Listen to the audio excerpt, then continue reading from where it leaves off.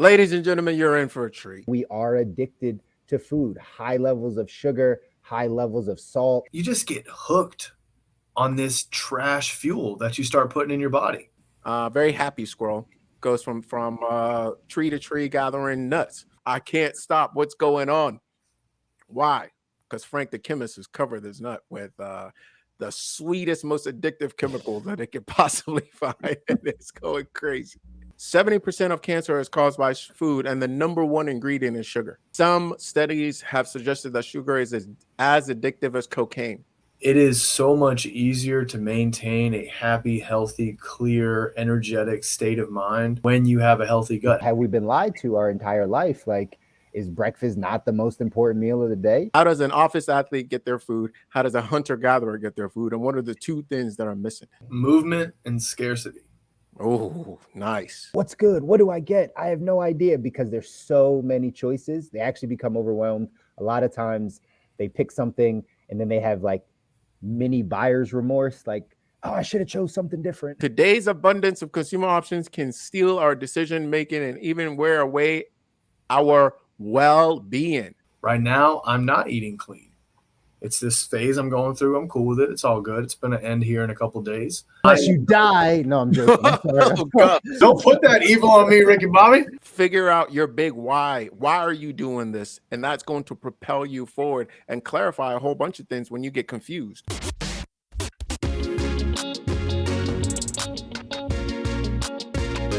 Welcome to the Good Life. What is up, everybody? We are back. Guys, we're going to get started and jump right in. This is the Good Life Visual Audio Podcast. I got Stu in the building with us. Say what's up, Stu. What's up, y'all? Kobi is also back with us for the first time on LinkedIn. So say what's up, Kobi. What up, though? He's here, finally. We made it. And obviously, I'm Chris. Guys, we're back another week diving into how to design your life with extraordinary health, wealth, and mindset.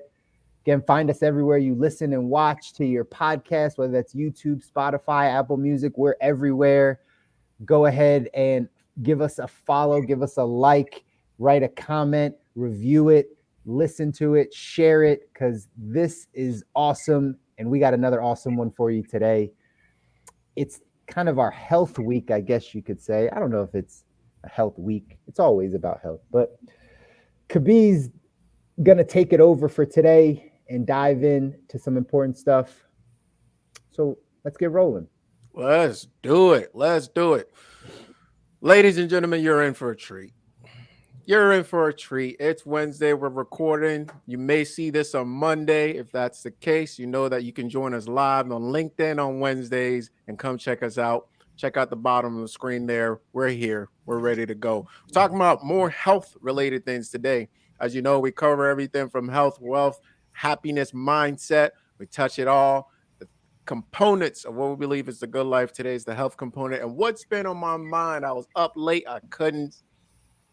That's a lie. I wasn't up late. I got a great night's sleep. But something that's been on my mind recently as I see a couple things pop up in health news. It seems like we're always talking about cancer. Seems like we're always talking about diabetes. Cancer is something that's torn up families. Every time I hear, I'd never know what to say or what to do. It seems like we've been fighting it forever. I don't know if we've made much progress. According to the numbers, we really haven't made progress at all. In fact, it appears we're like backtracking. And not just that, things like Alzheimer's, heart disease. These are the things that are taking loved ones away from us, making life difficult. And these things do actually keep me up at night because I feel like with everything we have, technology and all this money and effort going forth, we should be making a dent in this stuff, but it doesn't appear like we are. And I'm curious why that is. So we're going to talk about that a little bit today. And the question I'll start off with, guys, and feel free to jump in here with the yay or nay, is has our go ahead. Client stories. Oh, you're right. That was the question he was going to ask. That was the I knew it was the question. What the client stories were. Yeah, exactly. Shout out, Stu. I will pay you later. All right. So, let's start off the top, client stories, and then we'll go and proceed from there. Client stories. Let's go start with you first, Chris, and then we'll go to Stu and I'll jump in.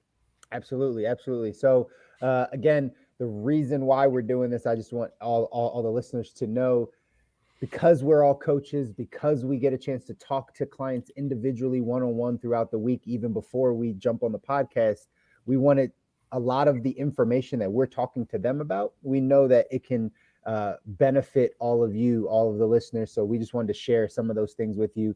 Myself on the finance side, being a financial coach and going in and having comments or having conversations with people every single week, you start to see similar patterns over time. And so figured it'd be good to be able to share with you. This week, I've had some solid conversations with people. And it's funny because right before this on the pregame, Stu, you had talked a little bit about shame and guilt. You were talking about it from another side, from another perspective.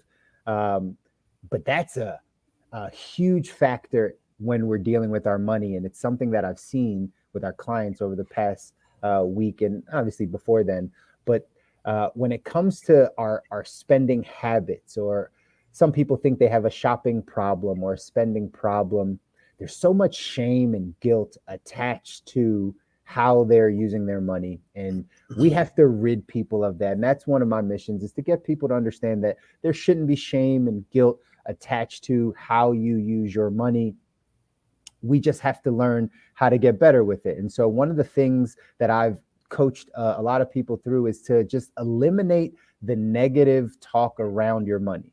Eliminate the self-defeating talk of like, oh, I'm not good at this, or I don't know how to budget, or I'll never find the right investment, or I'm not good in the stock market. All the self-defeating talk around our money is never helpful for getting us to where we have to go. So we really have to make sure we're watching our language around money, and that was the common theme that kind of came up in a few of my client sessions this week, was just changing how we think about things, changing the words around how we're using or changing the words around our money language. And I think that's important for everybody. That's awesome, man. I think the shame and guilt can get in the way of so many things. Just trying to make any type of improvements over them, you just get in your own way with that type of stuff. The theme of the week for me has been more of a organizational piece. For a couple of I guess the executive clients I had some meetings where I set up spreadsheets for them. I set up different organizational tools. And this whole thing has really been on my mind more so as I have this event at the end of the month for the workshop on organization 101 for anybody who's in remote work or just running their own show. And it really is amazing how just, you take what somebody's dealing with when all of that stress and pressure, being in a leadership position, it's just so hard sometimes to actually take a step back and look at how you're organizing your processes, because you're too busy fighting fires. And in construction, that's what we do all the time. So it was nice to be able to provide these guys with a deliverable on how they can organize some of the things and have a visual in front of them that helps communicate with the team. So that was a big win for the week, was helping a couple of people just make sense of all the noise that they got going on in the world. Huge, big deal.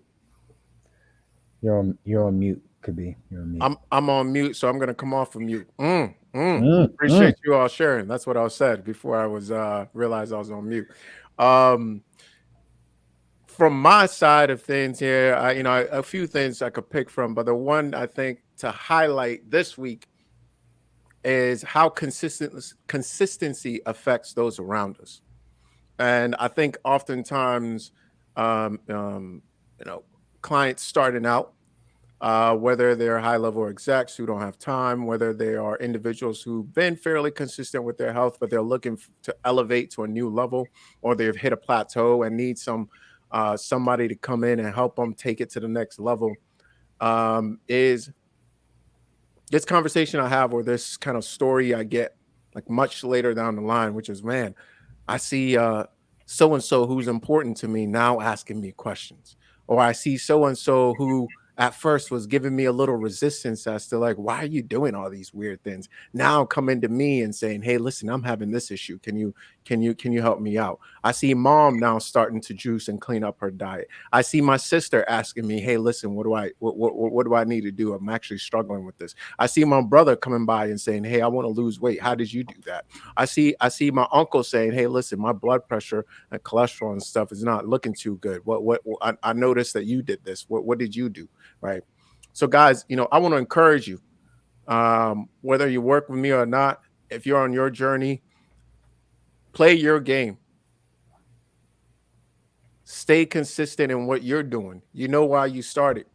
You're going to get resistance at first from individuals who don't know, they're not there yet. Or they're looking for somebody to pull down with them to wallow where they are. Doesn't mean they're lower than anybody. It just means they're just not there yet, quite yet. Right.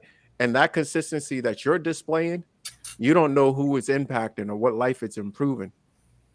You don't know who's watching. Right. When you feel like, oh man, I'm getting pulled back into things I used to do, just know that those people are people that you're inspiring by making different decisions, and going back to do those things with them is not going to help you, and it's certainly not going to help them. It might feel great, like you're back, you're part of the group now, you're back, a part of the fold now. But consistently making those decisions and making those tough decisions that you know to make, you don't know how that's going to help those same people later down the line. I see it all the time. And in the moment, it's really difficult to do, but in the long run, it makes you could literally be saving someone who loves life. So that's my client story, and without being too specific, it's something that comes up over and over and over again. But consistency in the lifestyle decisions that you've made. It doesn't mean you have to be a saint. I'm not talking about being a saint. I'm talking about some of the little things that we overlook. So that's our client stories for today.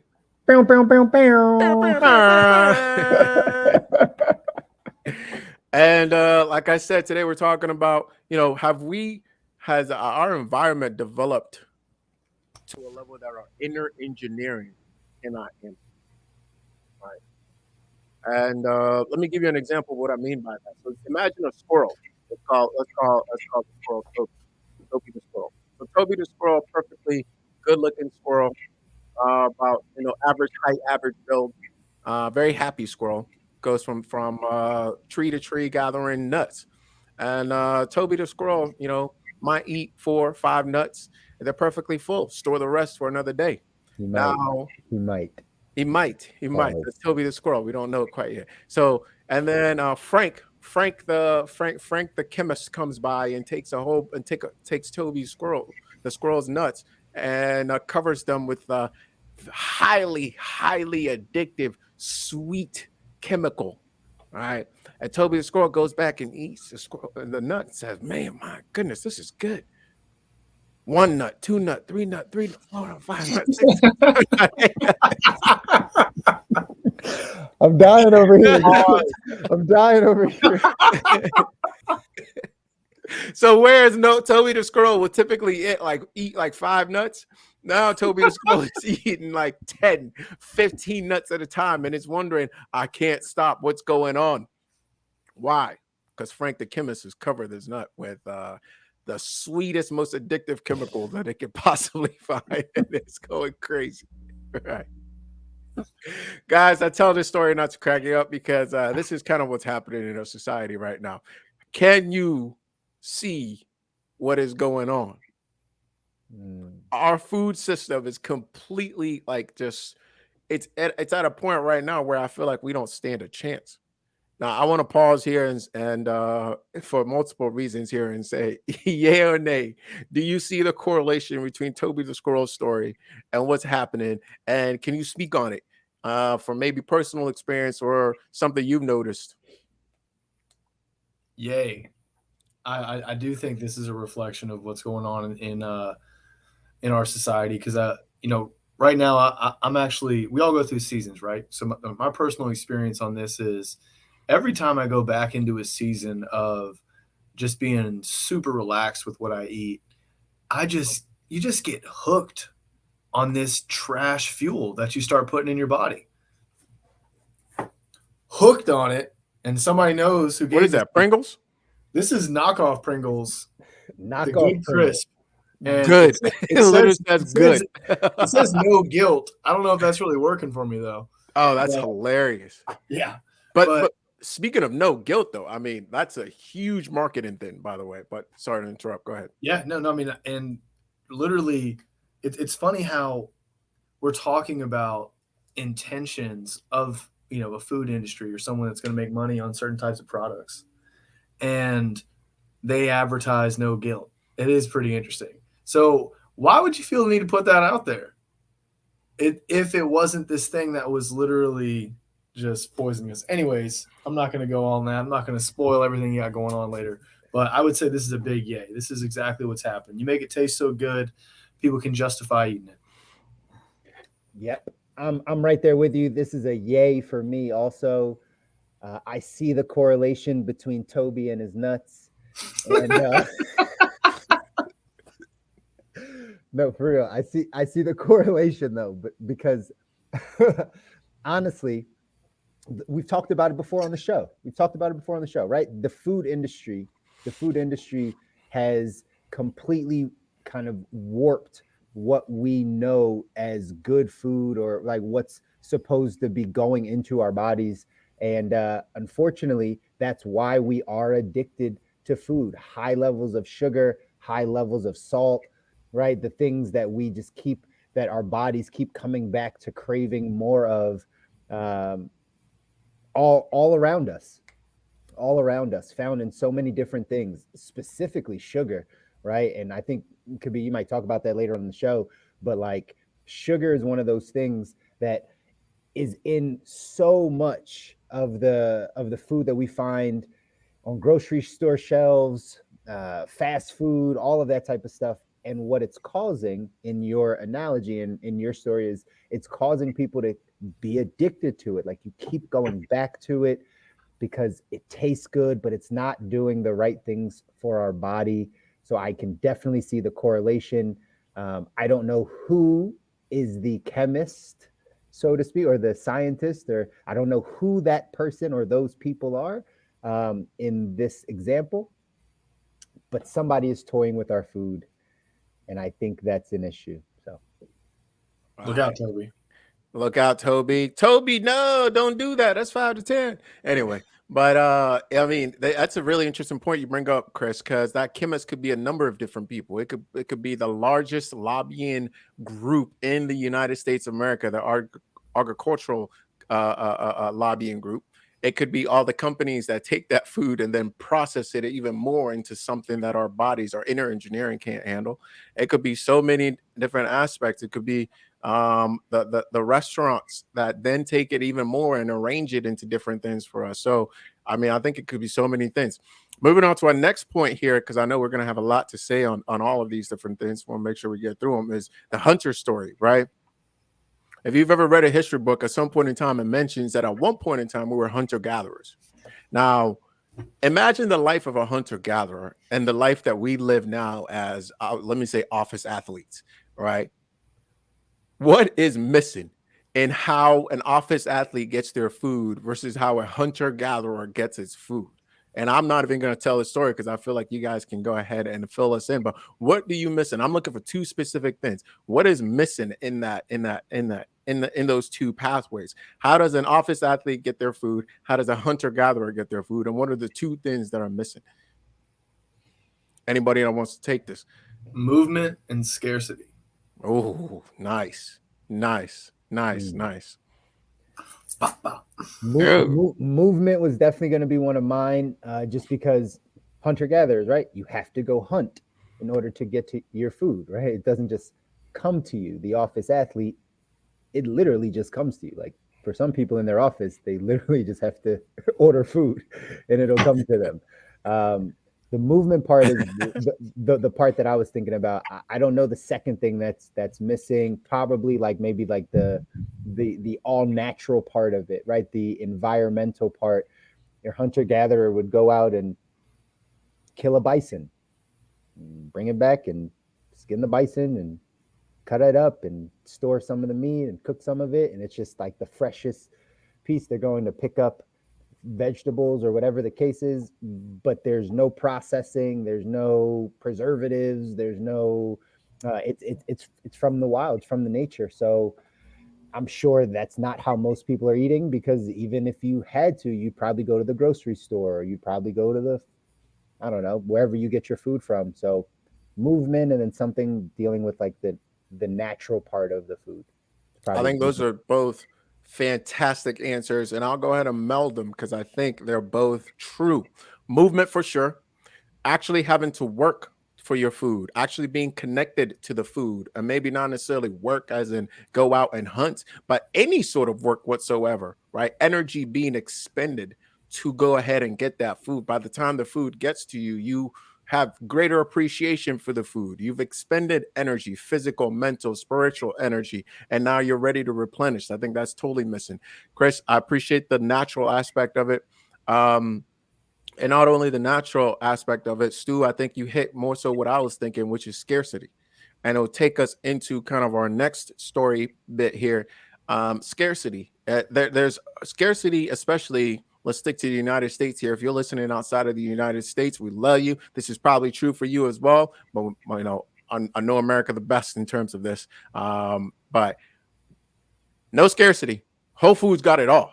All right. Walmart got it all. And we don't work for it in the sense that a hunter-gatherer used to, right? And you know, our reference is article here that we'll pull up and see if we can get it up here for you guys to take a look at. But it's a American Psychological Association article that says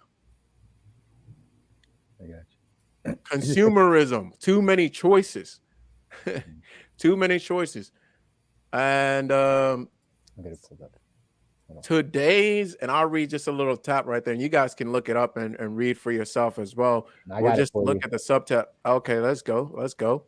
Says what? Today's abundance of consumer options can steal our decision making and even wear away our well-being. But there are solutions. And we're going to focus on a solution that I don't think they hit on, that I think is the more important solution, which is lifestyle design. All right. And we're going to go into that a little bit into detail. But you ever heard, guys, and we can take that down. You guys ever heard, you know, of this going into a store and seeing so many choices that you actually become overwhelmed? I used to work at the Cheesecake Factory. Happens all the time. All the time. What specifically? Specifically, so if anyone's ever been to the Cheesecake Factory, you know it's 300 something things on the menu. And when people would sit down to eat or go to eat, they would be so confused, especially if they're hungry. They would be like, what's good? What do I get? I have no idea, because there's so many choices. They actually become overwhelmed. A lot of times they pick something and then they have like mini buyer's remorse, like, oh, I should have chose something different. And they're all like freaked out about it. Like they can't come back and get it. But yeah, that would happen all the time. I love that, man. So being overwhelmed as to what to choose. So we now have a situation where so many individuals, so much of the conversation around nutrition is like, what do I pick? What do I pick? What do I eat? What do I eat? And we'll touch on that a little bit later. And then Stu, to your point, so much of it then coming down to scarcity. See, when we have 2, 3, 4, 5 options based on where we live, what's in season, what's available to us, it's a lot easier for an individual to make the correct decision. They're picking from like 5 options rather than picking from like 500 options that's available for them by click of the button. And not only, and we can go from the biological route in terms of they don't actually develop gut microbiome that's optimal for intaking that food. Number one. Number two, they don't develop the sort of almost appreciation for the food as to what it takes to get it. They don't develop, they get overwhelmed and can quickly make the wrong decision that's not good for them or for their background. So that scarcity aspect actually in a lot of ways has protected us. But we've developed this technology of getting so many choices to us at so many times. And I want you guys to kind of riff on that a little bit. Like, is that a good thing? Is that a good thing? I mean, what are the positives? What are the pros and what are the cons? Well, just real quick, I'm going to share. Rena said too many options makes her indecisive. So she's just one of the people out there that, again, having too many options, it can be a problem, can be an issue. So thank you for sharing that, Rena. We appreciate it. The first, and Stu, did you have anything right away? Because my mind went to slightly different place, but on the same topic. Like, how would our country fare when we go through this food shortage, when it's not abundance, when it does become scarce? Like, what's that transition like? That's the first place that my mind went. But Stu, what are your thoughts on it? So I think the cons of this saturation in options. Well, first of all, let me make a comparison.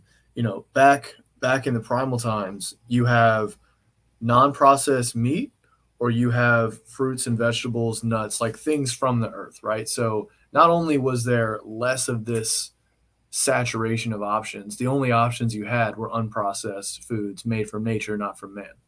So that's a huge con for where we're at now.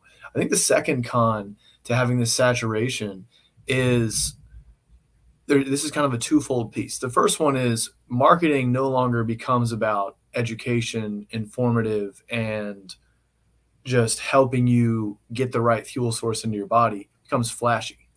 What's gonna attract you to the product? Is it going to be the no guilt good crisps, or what exactly is going to bring you in? And the problem is it's no longer about the content of the food at that point. It's about the brand, the thing that you don't actually consume. Yeah, exactly. So for me, I think that's a giant con, because we're getting away from the fact that food is supposed to be a fuel source, not a pleasure item. And the final piece I have on this has evaded me. It's gone. It's left. It'll come back hopefully in the next 30 seconds. So Chris. And there, I got you. So also the cons, right? Like the cons of this side, the overindulgence, right? And this is kind of summing up what you guys are talking about, but the overindulgence of the American society, how we just have things at our fingertips and we don't understand what it takes to actually get that. And you guys know, I talk about this, how a lot of this stuff ties into all the stuff that we talk about, whether it's the financial side and the economy and where things are moving.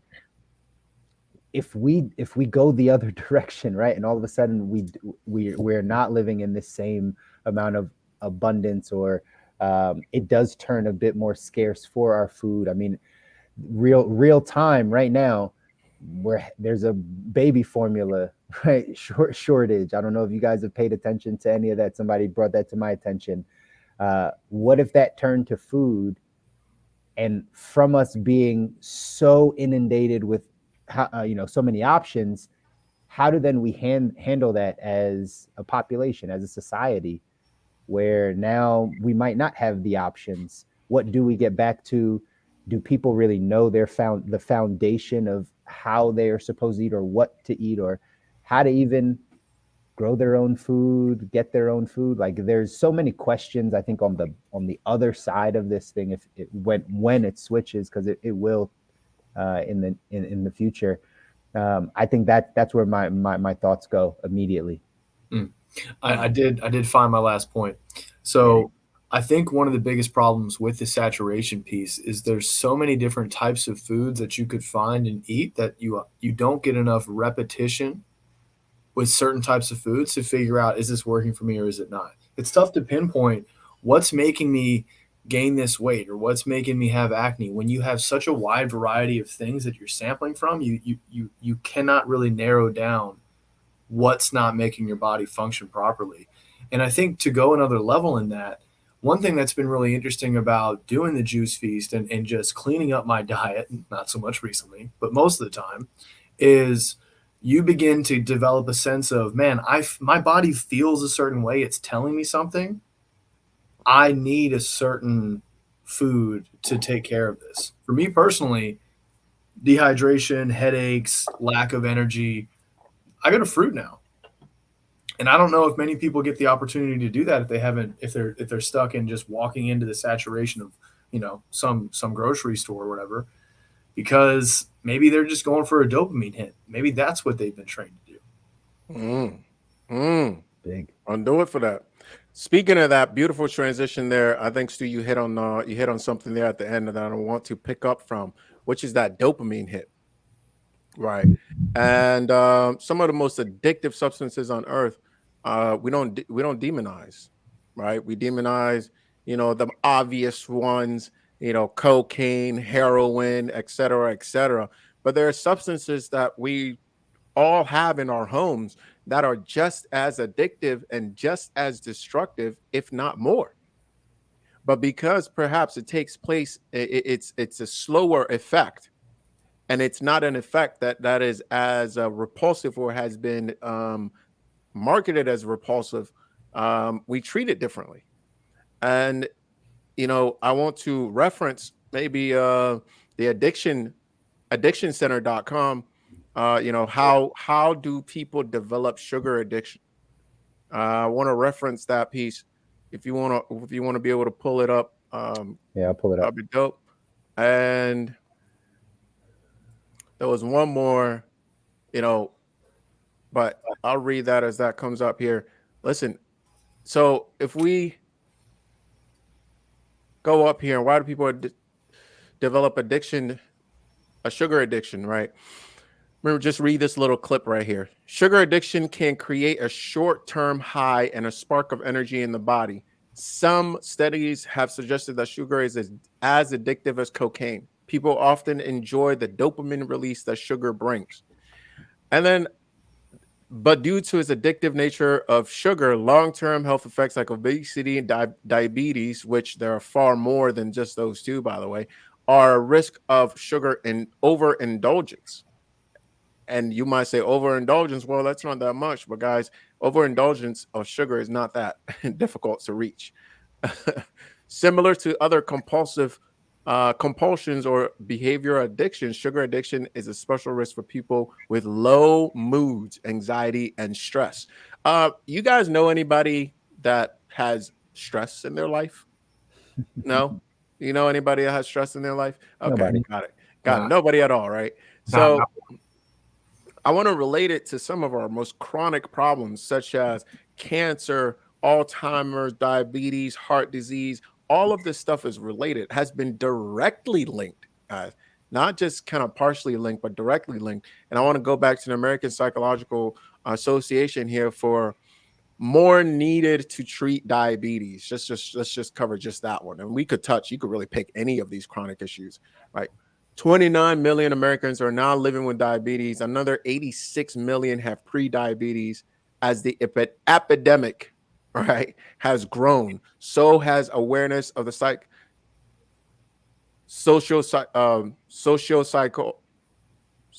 issues. What am I saying? Issues that accompanies the disease. Go ahead and read deeper into that. But let me bring up another point here. When you look at the data, guys, what's really shocking and really heart-wrenching is it has gotten significantly worse. Let's just look at just type 2 diabetes by itself, like significantly worse. Whereas a young, healthy male, when being, and this is something you can get directly from Dr. Wheel, I believe, Wheel or Whale, I don't know how to pronounce his name, but Dr. Andrew Wheel, I believe. You can look him up, YouTube, Instagram, wherever, just Google him. He speaks on this specifically where he states that whereas a young man, a healthy young man in the mid ages, if admitted to a hospital, they would not suspect any sort of heart issues because that's just not what happened back in like the 80s, for example. Now you have to suspect those sort of issues because that's the direction we're moving in. Whereas diabetes is moving in a direction where it's already an epidemic, right? And as we're moving in a direction where this is becoming more and more common in the face of us having more and more quote unquote better technology and better healthcare. So what's happening, right? And this can be directly linked, and we're only focusing on one right now. It can be directly linked to our consumption of sugar. And what's mind blowing on top of that is when I talk about juicing, that's the number one thing people correlate with is that's too much sugar. But they don't correlate all the other forms of sugar. And I'm not just talking about adding white sugar to something, but all the other forms of sugar that's processed and given to us in so many different ways. All right. Soft drinks alone, just that alone, if they're shown the level of sugar that's putting out or that's getting into our body, it's alarming. All right. So why do we continue to have this stuff marketed on TV if it's one as addictive as cocaine, studies have shown, is as destructive as it is, all right? But yet we're totally fine to put it on TV because why? Why do you guys think that is? Follow the money. Follow the money. The industry is huge. Coca-Cola is not Coca-Cola, right? It's not in Warren Buffett's portfolio just because, right? Like they're going to be around. They're going to be around. They have big dollars. They can put it in front of us. Kids can, they can get kids hooked on it. It's acceptable. It's acceptable. We've touched on a lot of these different things on the show, but like what's acceptable in society, just because it's acceptable doesn't mean it's good for you. They've made alcohol acceptable. Back in the day, they promoted cigarettes. Camel, I think the mom was smoking cigarettes back in the day. Like whatever's acceptable to society, and where there's money, big tobacco, big, the food industry, they're going to push their agenda. And if people aren't careful of being aware of what's happening, they'll fall into it. So it's just acceptable. That's all. Soda is acceptable. Fast food is acceptable. All these things we've accepted as a society that like, that's not as bad as promoting heroin or cocaine or some other drug that we would say is a hardcore drug. Just become acceptable. I think the acceptable piece and the follow the money are huge. So I'll just kind of approach it from some different angles. I couldn't agree more with what you're saying, Chris. I think from the acceptable side, like it's acceptable to be unhealthy, and that just it's a very interesting concept. And you gotta unpack that, man. You just said something. I'm trying. Yeah. So I guess it's such an interesting concept. Like most people that you interact with, at least in general society, are not the healthiest they could be. I mean, theoretically, none of us are the healthiest we could be. But right now, it's acceptable to, past a certain age, to just talk to other people about all of your health issues as if we're just venting. But there's not really problem solving around it. So it's an inherently accepted place to be after a certain point in life. I think that certain point in life is very interesting because when does that even get drawn? I don't know. Like, is there an age of which we're supposed to break down all of our lifelong habits and then start becoming healthy because we're having all of these symptoms come up and these doctor's visits and the hospital trips? So speaking of all that, the hospital trips, it'll segue into the whole follow your money piece. Both the food industry and pharmaceutical companies and hospitals all profit from people being unhealthy. Mm-hmm. So all of the marketing and conversations around not just health, but food as well, and then treatments to bad health, it all revolves around ways to make money. You talk about it all the time, Kobi, treating the symptoms. When in reality, as you're suggesting here, based on data, based on science, people, that at the end of the day, the causes are not what we're being told through traditional media and marketing and the government. Like, the causes of your illnesses are what you're consuming. So I think the whole thing is just this giant game of smoke and mirrors where, like Chris said, just follow the money.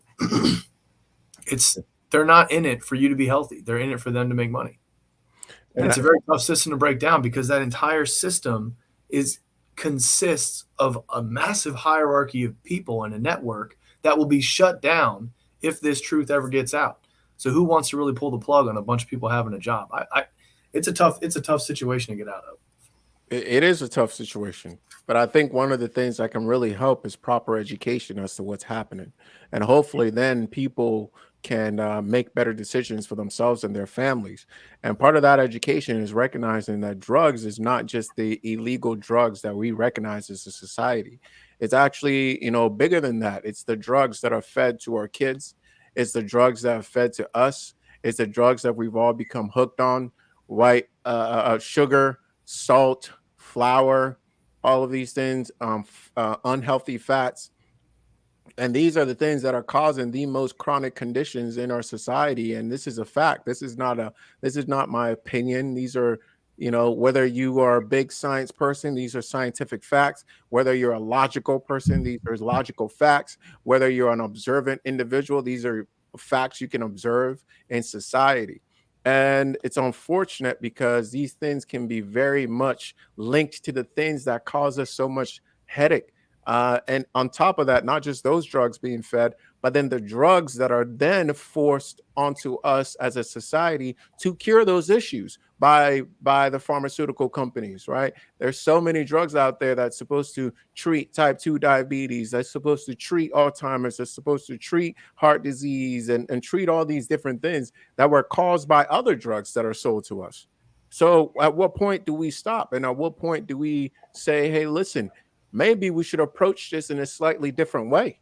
Maybe there's another option. So let's take a look at that. One of the things, Dr. Mark Hyman highlighted this, and I want to reference it a little bit. And it says that 70% of cancer is caused by food. 70% of cancer is caused by food, and the number one ingredient is sugar. And not just cancer, we're also looking at chronic conditions like Alzheimer's, diabetes, heart disease.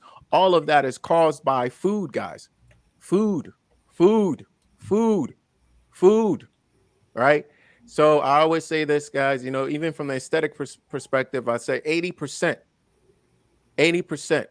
bodies are made in the gym. 80% are made in the kitchen. 80% of the equation is food. 80%. Say that right? again, because I don't think people understand that. Could be the amount of people that I've talked to that believe it's more about the gym. Like, forget all the eating. Like, I'm just going to go work out.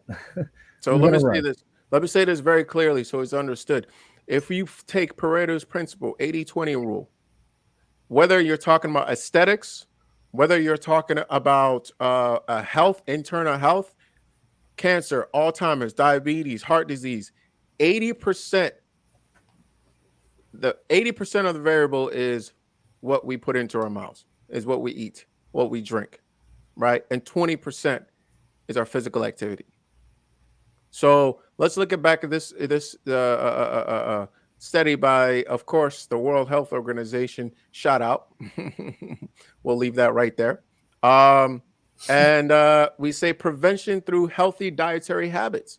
So it reads, a large body of literature indicates that as much as 30% of all cancers cases is linked to poor dietary habits and therefore preventable. The portion reaches 70% for cancers of the gastrointestinal tract. Maintaining a healthy weight throughout the life may be one of the most important ways to protect against cancer. Now, of course, I have my issues with this, right? First and foremost, 70%. We could find other studies that say that 30% is a lot higher than that. That 70% is even much, much higher than that, especially when we're talking about the gut, obviously. And then it immediately goes maintaining a healthy weight. Missed it. They were doing okay. They were doing okay. Okay. It immediately goes to maintaining a healthy weight. Guys, there's so many ways to maintain a healthy weight, and not all of that is going to get you the results that we're talking about.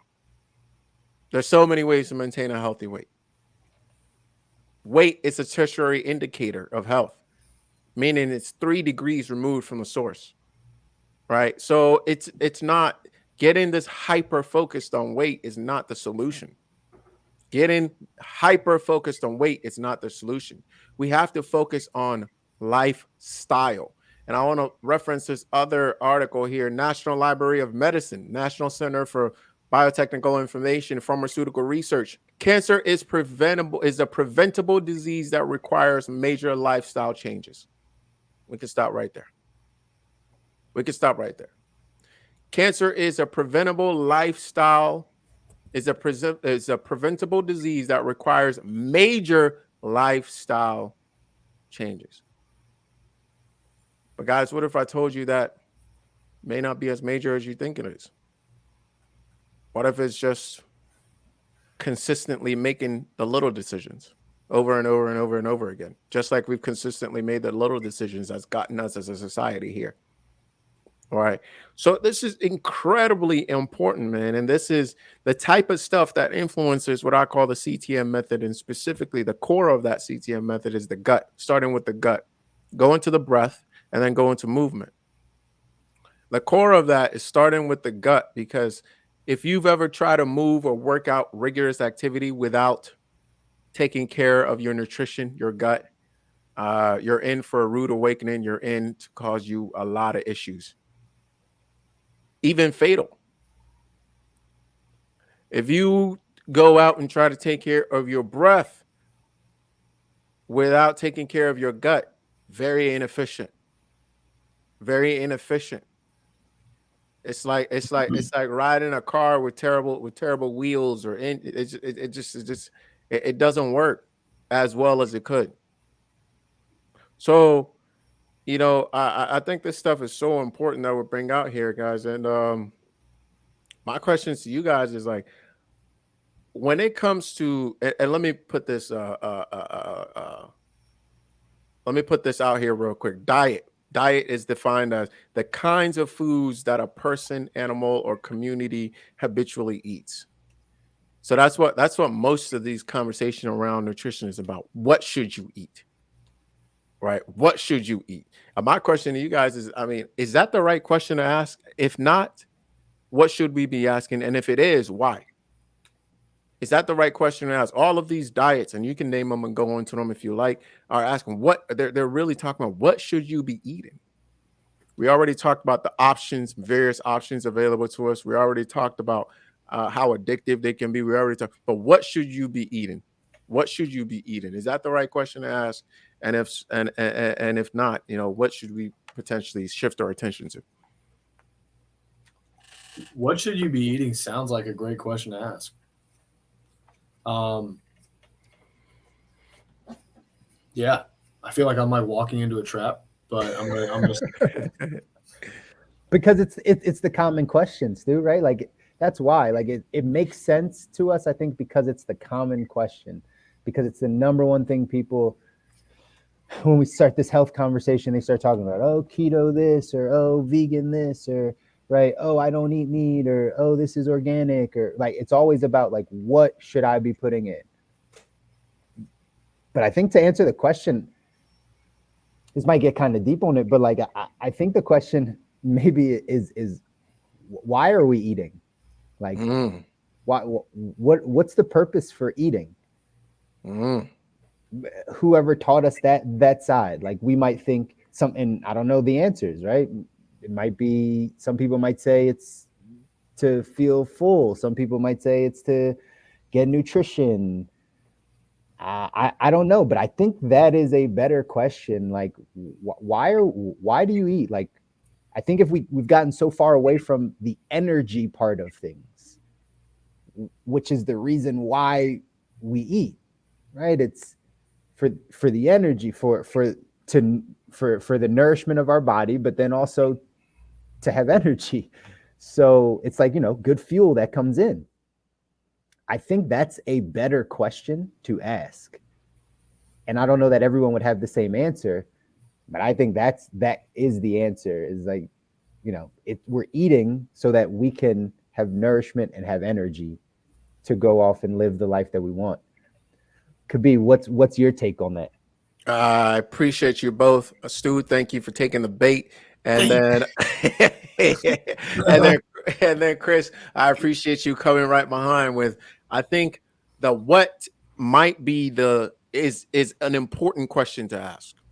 It is an important question to ask. I'm not saying we should ignore it, but I would argue that it might be the least important question to ask out of the questions we could ask.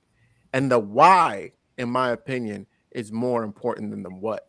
Because the why, just like you would say, hey, when you start a goal, when you start doing something, have your why secure. Figure out your big why. Why are you doing this? And that's going to propel you forward and clarify a whole bunch of things when you get confused. Why are you doing that? Oh, okay. So if I'm doing that because of this, if I'm eating because of energy, then I should make this decision. If I'm eating because of this, then I should go down this route. That makes sense. If we start asking the what without knowing the why, we get confused. And then we have so many options to pick from, and then we get even more confused. And then you know what decision we go with? Oh, we go with the route that tastes good. We go with the addictive route. And these companies spend so much money figuring out which route that is that they hijack our senses. They hijack us, our smell, our taste, our eyes, hijack all that stuff. So the decision you make based on the what, I don't care, even if you know what you should be eating, that addictiveness, that addictive thing takes over, right? It takes over so that even when you know, you're still going to reach for that, that food that tastes good, that, doesn't make you feel as guilty because the packaging says so.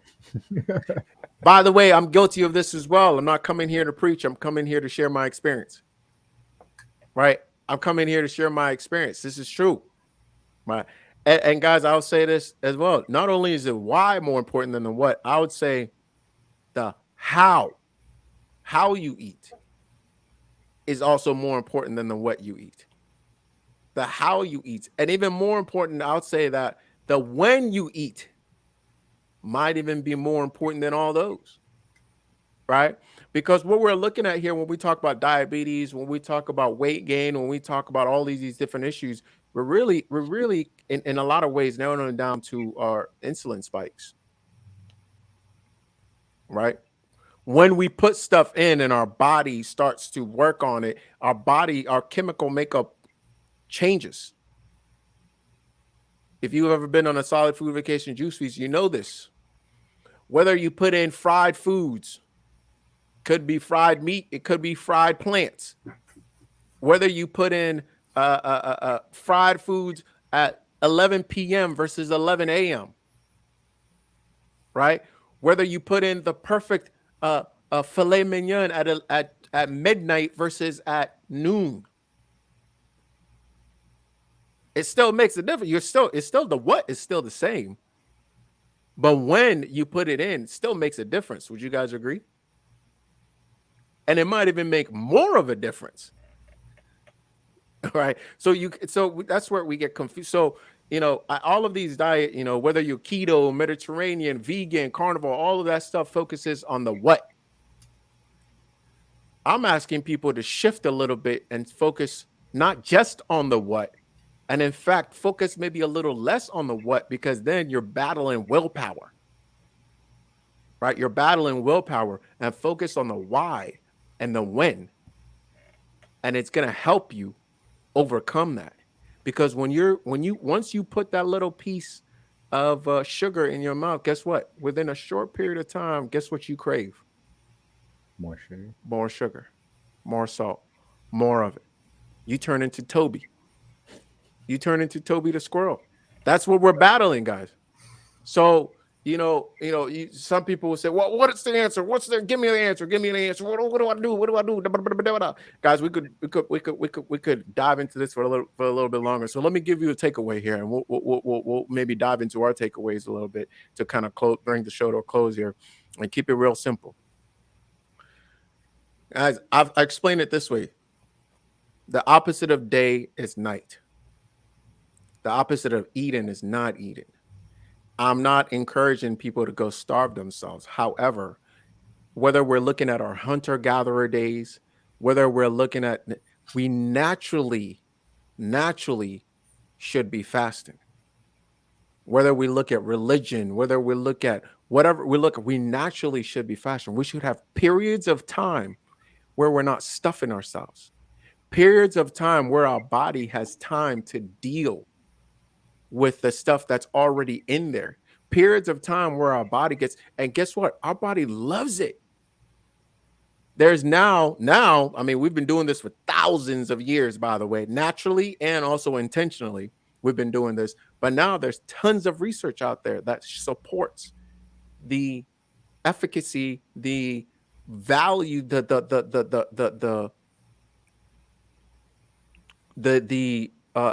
word am I looking for here? But Important. the importance of fasting. And I'm not just talking about any fasting here. There's a way to go about this. One way that everybody has known me for a while now is a solid food vacation juice feast for a deep clean. You don't necessarily have to do that if you're not ready for it, right? A lot of people know about intermittent fasting, but I think there's a way to do intermittent fasting that's far more effective. So let me give you an example. For today, for example, right? I started out on hydrating. I'm going lemon water early in the morning. I'm taking some herbs for gut microbiome, right? I take my herbs, I go for a little while, a couple hours, I feel energized, I feel good. I might take here, today, for example, specifically, I took Unimate, which is a yerba mate concentrate here. Had me feeling fantastic. I fast for a couple hours. My body gets a period of time to clean itself, gets a period of time to deal with everything that's in there. I'm hydrating, I'm drinking water, I'm going for a period of time. Now, when I break my fast, and that's really what break fast is. Breakfast is important. It is the most important meal, but it doesn't mean the meal that you eat in the morning that's sugary with a lot of milk. That's not what breakfast is. Breakfast is just the meal first meal you eat once you break your fast.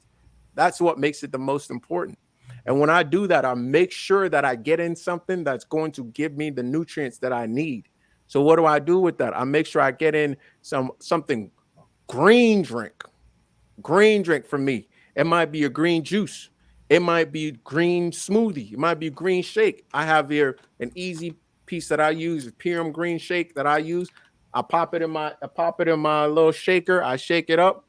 I take my green drink. I know I'm getting a lot of different things in there that I need. And we're not going to dive too much into the details. But you could have some fruit. You could have some watermelon. You could have some fruit, something that's accessible to you, right? Before I do that, I'm taking a balance to give me some additional fiber, to give me some additional things in there to control my insulin spike. After that, I might have another meal, a bigger meal later on. And before that, I take another balance in there and I'm controlling that spike again. Guys, I'm getting everything I need. My insulin level is steady throughout and I feel fantastic throughout. I'm getting everything I need. Like, we have this fear of like, oh my gosh, what if I don't get this? I don't get that. That's not really that. That's like 20% of what we should be worried about. 80% of what we should be worried about is I'm getting way too much of things that I don't need. That's what we should really be worried about, right? To get what you need is really not that hard at all. I just showed you how I do it. There's tons of ways for you to do it. You don't have to do it how I do it. You could do it your way. I could name off 5-10 different ways that you could do it based on where you are. And the last thing I'll leave you guys with is what you have to really remember is that nutrition is a call and response between us, the mind, body, spirit complex, our mind, our body, our spirit, this entire being, right? It's a call and response between that being and our environment. And the issue that we're having now is that our inner engineering here hasn't kept up, and nor should it have kept up with the environment, the way that it's changed, the food environment, the groceries, all the stuff that we have access to. So we're suffering. So now we have to utilize tools like I just showed you to plug the gaps so we can take back control. And we're not just walking around walking addicts for these companies to make their money off of. So that's my take, my give or take or whatever today. And if you have any further questions about this, guys, this is what I coach on. This is what I help people with: design a life they don't need a break from. And I believe the first step of that in terms of health when it comes to it is really getting your gut in control. And I say gut, it's your nutrition, it's your gut. It is the center literally of everything health wise. It is 80% of the equation. Let me turn it over to you guys. Man, I think my giveaway from the day is going to be personal experiences. So, for those of you that have followed us for a while, you're familiar that mindset is very important to me and what I do, and also what I help people through coaching. It is so much easier to maintain a happy, healthy, clear, energetic state of mind without the overthinking, the worrying, etc., when you have a healthy gut. How do I know this? Because I have tried just about every type of diet there is, and I have transitioned into thinking of my food as fuel, and I've sacrificed the taste for long periods of time, and I've noticed that when I eat clean, I'm clear. Right now, I'm not eating clean. It's this phase I'm going through. I'm cool with it. It's all good. It's going to end here in a couple days. And unless you die. No, I'm joking. I'm sorry. Oh, God. I'm sorry. God damn. I'm going to go negative Nancy real quick. Don't put that evil on me, Ricky Bobby. Anyways, shaking that off. Taking that out of there. Yeah. Oh, gosh. But it makes a massive difference. And for anybody that's like a high achiever that's trying to show up, like one of the reasons why Kobi takes this so seriously, because he wants to have optimum energy like throughout his day. That this is the way to do it. So I don't know. Take this as a testimonial. Like this is incredibly important. It will affect everything. I literally know people that have changed their lives by just changing what they consume and why they do it, not just what. So that's my little 2 cents. But seriously, clean up what you eat, guys, if you want to have a better life experience. That's just my opinion. That's huge. It's huge. I'll give a takeaway that I got.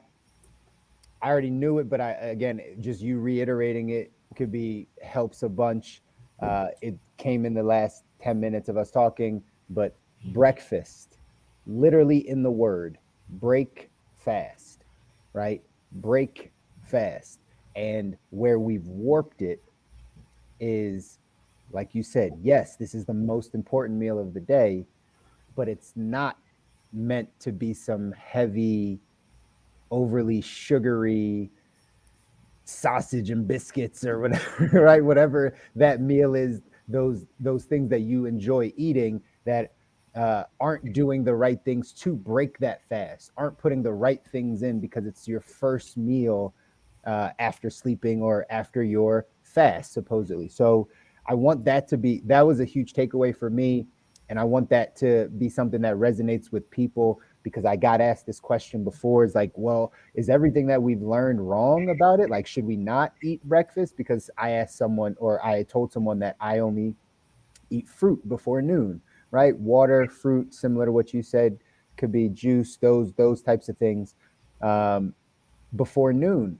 And the gentleman I was talking to was like, well, have we been lied to our entire life? Like, is breakfast not the most important meal of the day? And you just clarified it again, that it is the most important meal, but what we choose to put in at that time probably isn't the right choices for our diet, for our body, for what will be good. So I want everybody to keep that in mind and do what's going to work for you, because really, to sum the whole thing up, why we talk about this type of stuff on The Good Life is because, one, your health is a huge component to you living the life that you want, right? You can have all the money in the world, you can have great relationships, but if your health is not good, you really don't have anything, right? So that's why this conversation is important. And then, as always, on The Good Life, we talk about awareness.